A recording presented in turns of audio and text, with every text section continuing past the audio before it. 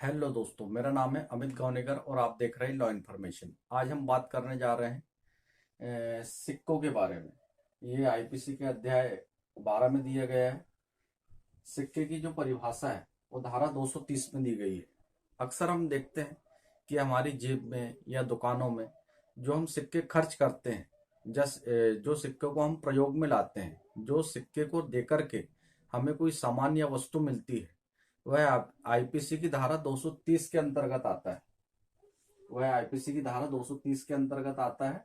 और 233 धारा 233 क्या कहती है? धारा 233 हम देखते हैं कि जैसे ही कोई सिक्का मार्केट में आता है, वैसे ही कुछ दिनों बाद वैसे ही नकली सिक्का मार्केट में भी आ जाता है। तो उसके लिए दंड का जो निर्धारण है वो 233 में दिया गया है, यानी कूटकरण और उपकरण बनाना या बेचना। जैसे ही कोई सिक्का रहता है तो जल्दी जल्दी अमीर होने के चक्कर में वह सिक्के का कूटकरण करते हैं, उपकरण बनाते हैं और उसे बेचना चालू कर देते हैं और धड़ाधड़ मार्केट में सिक्के उतारना चालू कर देते हैं। क्योंकि नोट नकली होता है तो वह जल्दी पकड़ा जाता है, लेकिन सिक्का नकली जो होता है वह अमूमन कोई नहीं देखता, दुकानदार सीधे रखता है और सीधे अपने काउंटर में डाल देता है। तो इस तरह जो सिक्के की काला बाजारी है वो बहुत ज्यादा होती है। तो वह धारा 233 के अंतर्गत इसका दंड का निर्धारण है। तो इसके अपराध का वर्गीकरण देख लेते हैं। यह संज्ञेय है, अजमानती है, असमनीय है। ऐसा अपराध करने पर न्यायालय समन नहीं करता और सत्र न्यायालय द्वारा विचारणीय है। इसका विचारण सत्र न्यायालय में होता है। और वैसे ही है धारा 257। धारा 257 सरकारी स्टाम्प का कूटकरण। सरकारी स्टाम्प के कूटकरण से आशय यह है कि एक स्टाम्प पेपर होता है जिसपे वसीयत बनती है, किरायानामा बनता है और जो भी प्रबंध होते हैं या आपसी सहमति होती है तो वह स्टाम्प के अंतर्गत होता है। स्टाम्प 50 रुपए, 100 रुपए, 500 रुपए का भी होते हैं। पहले ऑफलाइन स्टाम्प होते थे।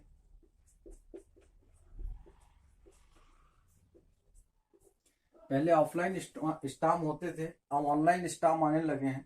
ऑनलाइन स्टाम्प जब से आ रहे हैं, जब से स्टाम्प का जो कूटकरण है, ये उपकरण है, ये सब बंद हो गए हैं। ऑनलाइन स्टाम्प में ये होता है कि सीधे आधार कार्ड देना होता है और जिसके नाम का स्टाम्प है उसी के नाम का स्टाम्प पेपर निकलता है, यानी यूज भी वही व्यक्ति कर सकता है। पहले ये होता था कि स्टाम्प पेपर तो कोरा रहता ही था और उसकी कालाबाजारी बहुत होती थी। स्टाम्प पेपर आते थे लेकिन स्टाम्प पेपर वह जल्दी जल्दी बेचते नहीं थे, जिसके लिए 100 रुपए के स्टाम्प की जगह पर हमें 200 रुपए भी खर्च करने पड़ते थे।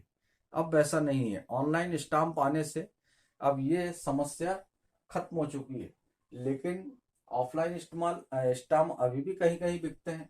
तो यदि उसमें कोई अपराध करता है तो वह संज्ञेय होगा, अजमानती होगा, असमनीय होगा और प्रथम वर्ग मजिस्ट्रेट द्वारा विचारणीय होगा।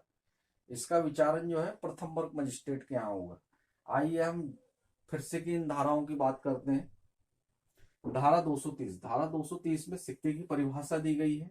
धारा 233। धारा 233 में सिक्के का कूटकरण। सिक्के के कूटकरण से आशय यह है कि नकली सिक्के के उपकरण या मशीन बनाना या बेचना, उन सिक्कों को बनाना।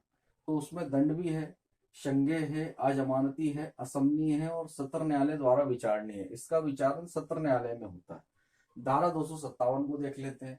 सरकारी स्टाम्प के कूटकरण के लिए उपकरण बनाना। सरकारी स्टाम्प के ये कूटकरण या उपकरण बनाना मतलब ये है कि जो स्टाम्प है सेम उसकी कॉपी बनाने के बारे में बताया गया है। तो ये संज्ञेय है, अजमानती है, असमनीय है और प्रथम वर्ग मजिस्ट्रेट द्वारा विचारणीय है।